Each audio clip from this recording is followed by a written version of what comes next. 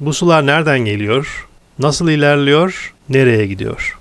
Siz hiç deniz suyunun bir gölü dolduruşunu izlediniz mi? Peki siz hiç Gökçeada Tuz Gölü'nün deniz tarafından nasıl doldurulduğunu gördünüz mü?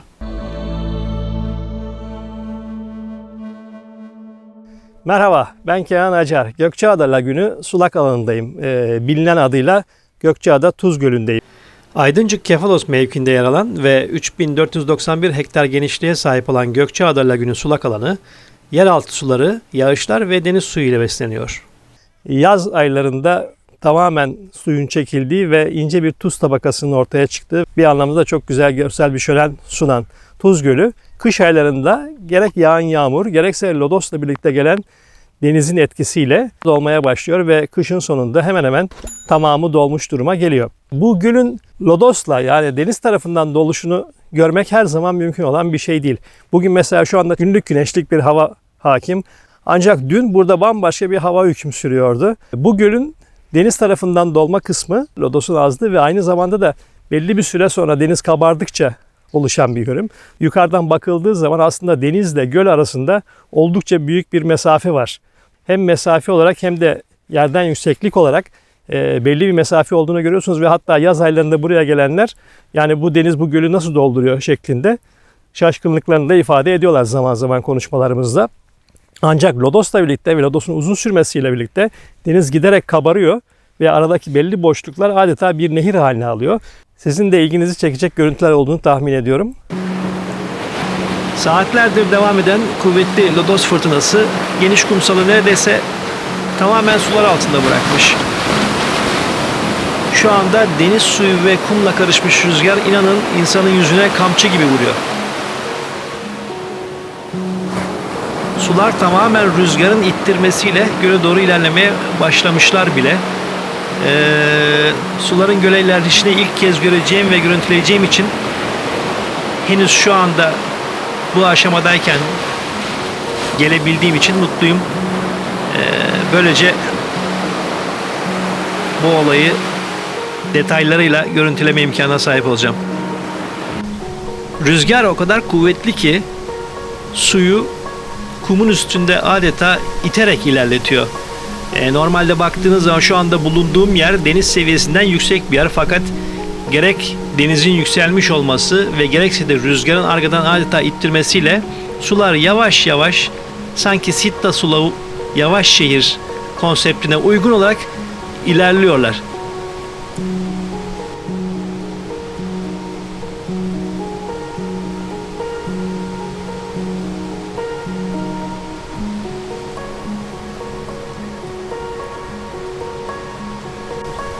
Sular ağır ağır ve kararlı bir şekilde ilerlemeye devam ediyor ama gördüğünüz gibi daha yolun oldukça başında. Şöyle göle doğru bakacak olursak daha uzunca bir mesafe var.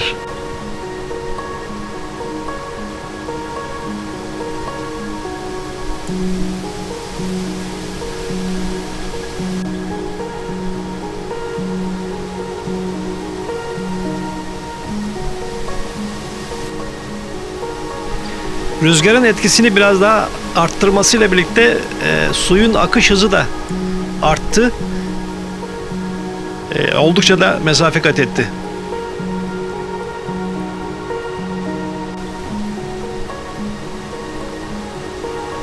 İzliyorsunuz, adeta kumun üstünden kayarak gidiyor sular rüzgarın etkisiyle.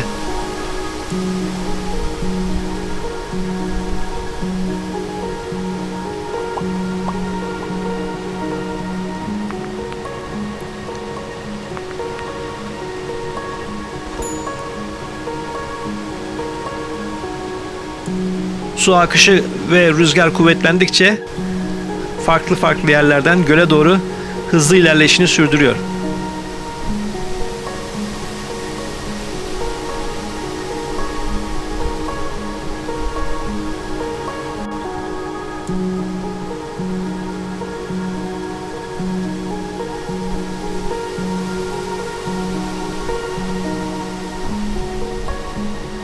Bu güzel tabiat olayına birebir şahit olmak, canlı canlı yaşamak inanın çok farklı bir duygu. Yani en azından ben öyle hissediyorum.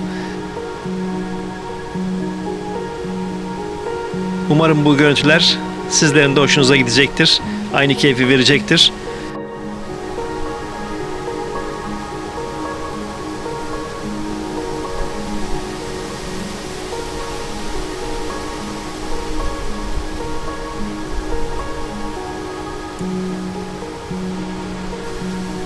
İzliyorsunuz, adeta küçük bir nehir oluştu denizden göle doğru.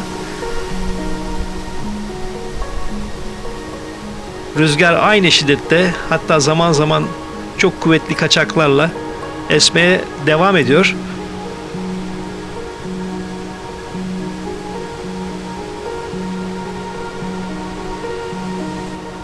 Deniz suyu artık göl yatağına ulaştı diyebilirim. Buradan gördüğüm kadarıyla rüzgar da bir hayli şiddetini arttırdı.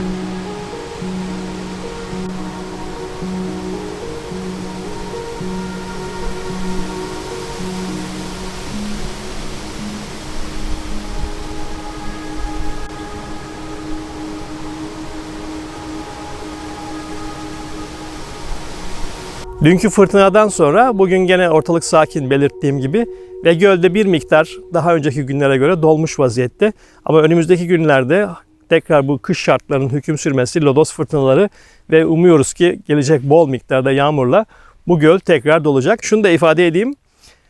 Bu gölün en derin yeri tam dolu olduğu zaman da yaklaşık 1,5 metre. Yani çok derin bir göl gibi de düşünmemek lazım. Zaten baktığınız zaman da düz bir alan olduğunu görüyorsunuz. Gökçeada Lagünü sulak alanı aynı zamanda Doğa Koruma ve Milli Parklar Genel Müdürlüğü tarafından koruma altına alınmış. Ulusal öneme haiz sulak alan olarak geçiyor. Türkiye'nin en büyük ada sulak alanı olan Gökçeada Lagünü, 181 kuş ve 184 bitki türü için yaşam alanı konumunda. Koruma altında bulunan flamingolar başta olmak üzere pelikan, yaban ördeği ve kaz gibi göçmen kuşlara uzun göç yollarında ev sahipliği yapan lagün, ada martılarının Türkiye'deki belli başlı üreme alanlarından biri. Küresel ölçekte yok olma tehlikesi altındaki 4 kuş türü de burada yaşıyor. Ancak tabii koruma alanı altına alınmış vaziyette olmakla birlikte söz gelimi şurada bir tabela var. Tuz Gölü içerisinde araç girişi yasak. Görüntülerde göreceksiniz.